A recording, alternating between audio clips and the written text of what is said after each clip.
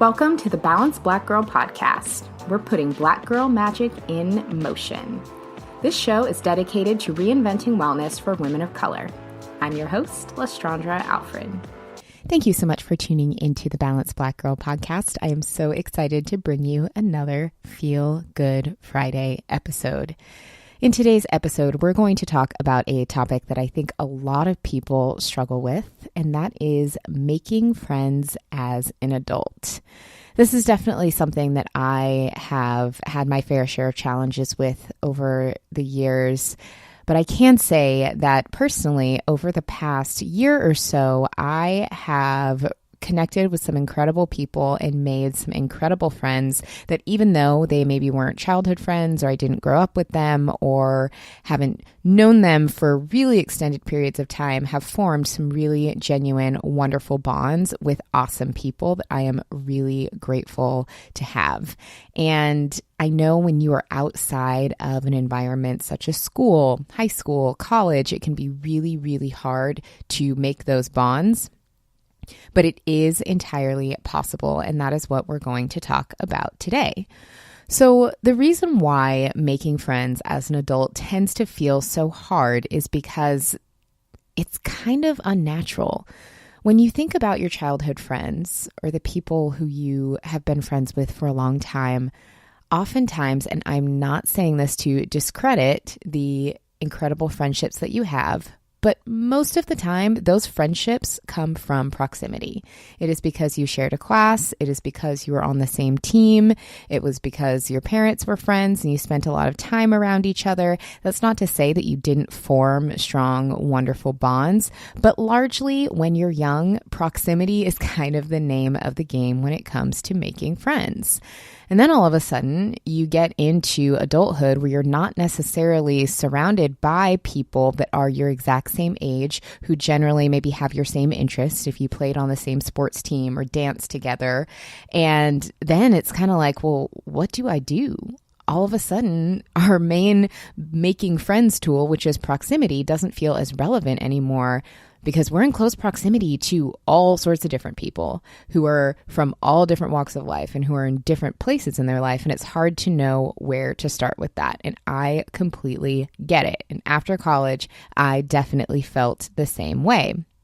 It was something that I really struggled with, especially as a lot of the close friends that I had started moving away to other states or were just in different phases of their lives, or maybe they got married, they had families, and you're still friends with them, but it can be hard if you're not in the same stage of life. And so that is where making friends as an adult comes into play, because who you were as your childhood self or your teenage self or your college self isn't necessarily the same as who you are now. And forming genuine bonds with people as you are today is really, really important.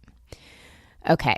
So now we know why making friends as an adult is so important. If you have struggled with making friends as an adult, I empathize with you, and you know how important it is if you're truly seeking that out. So let's talk about some ways to do that. And I'm going to be honest, it's going to get a little bit uncomfortable. The idea of doing these things has even made me uncomfortable, even though I have personally done all of these things and it has helped me branch out and make incredible friends as an adult. But it's something that, might be a tough pill to swallow at first. So I want you to open your mind, take a deep breath, relax your shoulders, and let's talk about how to make friends as an adult. So first and foremost, one of the biggest game changers for me when it's come to making friends as an adult is releasing a bit of the homebody mentality. Now, just stick with me on this. I know I probably had some people just completely exit out of the podcast right then and there, but if you're still listening, stick with me on this. I get it. Trust me. I am queen homebody. I am queen stay in. I'm queen of the face mask Friday, of the Netflix and chill by myself, huge introvert. I get it. And I understand that if you are someone who is also the same way, having that alone time to recharge is super important to you. And I'm not saying that you shouldn't do that anymore. But what I'm saying is you're going to need to branch out from that just a little bit, because those new amazing adult friends ideally are not going to break into your house and come find you. And if they do, you might want to reevaluate who you're considering your new friends are. You're going to have to get up and branch out a little bit to meet new people. And the best way that I have found is to attend more events. So that could be everything from wellness pop-ups to networking events, to meetups and interest groups. If you're in the Seattle area, we have our Balanced Black Girl Book Club meetings that we do every other month. I would love to see you at one of those. Anywhere where you can go to a space that is designed to have people who share your common interests interacting is going to be a great space to build genuine connections. And going to more events over the past year has been a huge game changer for me personally. I've made incredible friends. It's been a game changer professionally. I cannot tell you how many opportunities have come from it in terms of wellness and fitness. It's helped me connect with so many incredible people in that space, and you can find people to be accountable with. Really being intentional with how you spend your time and making an effort to attend local events in your area that are related to areas of interest to you are a huge, huge game changer when it comes to making friends as an adult. Because again, like I said, that perfect adult friend is not going to come, ideally, break into your home and come find you on the couch. As an introvert, I think part of that maybe sounds awesome, but in theory, you're going to need to kind of meet people where they're at.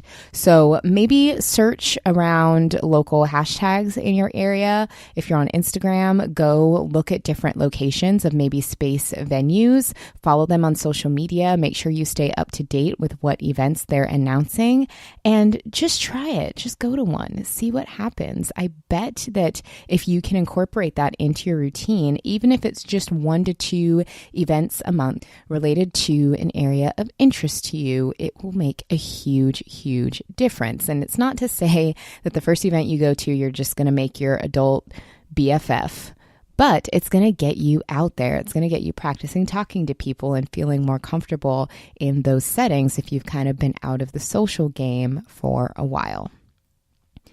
Tip number 2 for making friends as an adult. We really can't act like the internet isn't a thing. We're all interconnected. A lot of us spend time on social media, and a lot of us follow people that we don't necessarily know who aren't maybe huge influencers, or maybe some who are, maybe micro influencers, or maybe just people who you stumbled upon that you think are really cool and you like following. If that's the case, reach out to them. Tell them, converse with them, leave them engaging comments on their social media. If they post something that you really like, start a conversation with them about it. You never know where that can lead. I know that I have actually made some incredible friends from the online space purely from engaging in ways that aren't superficial. Again, remember, we're used to making friends at school and on our sports teams and in our activities when we're young. That's all about proximity. Well, the internet space is kind of like creating that same thing. If people have maybe niches or interests or go to the same places you like to go, then there's your proximity right there when it comes to your interests. But I think a lot of us are so used to just kind of lurking on people, watching everybody's stories, watching what everyone else is doing, and silently being in the background. We forget that social media is actually designed to be social. So if there are people who you think are cool, who check in at the same workout studios that you check in at, who are in your area that you enjoy following, let them know. Start a genuine conversation with them and take it from there. We don't all have to be social media creeps. And I am partially talking to myself because I am queen social media creep. However, I've had some really incredible real life friendships form when I was willing to actually engage with people a little bit deeper than just lurking on their content. And tip number 3 is to remember to engage and appreciate the friends that you already have. So I know for me personally, a lot of my really close friends that I had either in school or childhood live really far away, and it can be really easy to discount them. Or I have a lot of friends that are maybe married and have families and they don't live far, but they just have a totally different lifestyle than I do. Don't discount those people. Even if you're not in the same place, even if you're not in the same space or spot in life, it's still important to try to keep those connections as strong as you can. Now, people naturally grow apart, and if that's the case, that's totally understandable. But don't discount the people that are already in your life and that already support you, even if you don't see them every day, or even if their lifestyle is maybe now a little bit different. If you still have that common connection and that common bond, if they're still there from you, even if it's from afar, or support you, recognize that, appreciate that, make that standing Skype date with your best friend who lives in another city. Like, don't forget to pick up the phone and connect with people that you already have in your life. I know that's something that I've had to work on a lot, is I would complain about not having friends and realize I actually do have some amazing friends. And no, maybe I don't see them every day. Maybe they're on the opposite coast, or maybe they have a totally different lifestyle and they have kids and they don't have time for me and my BS. But they still need my support. We still have that common bond and love and admiration for each other. And me complaining because I don't see them every day actually still really discounts the value that they have in our lives. And it still is really important to keep those bonds strong if there's something that you're still invested in. All right, that concludes this week's Feel Good Friday episode. I would love to hear if you have any tips for making friends as an adult. Please be sure to share them with me. Share it in our Facebook group, Balanced Black Girl Podcast Community. Share it to me on Instagram. Leave a comment on our latest posts at Balanced Black Girl Podcast. Let us know, how do you make friends as an adult, or how do you keep your friendship strong, even if you're maybe not near your friends, you're in a different stage of life. I think as much as we can continue talking about this topic, we can continue supporting and helping one another. Thanks so much for tuning in, and we'll see you next week.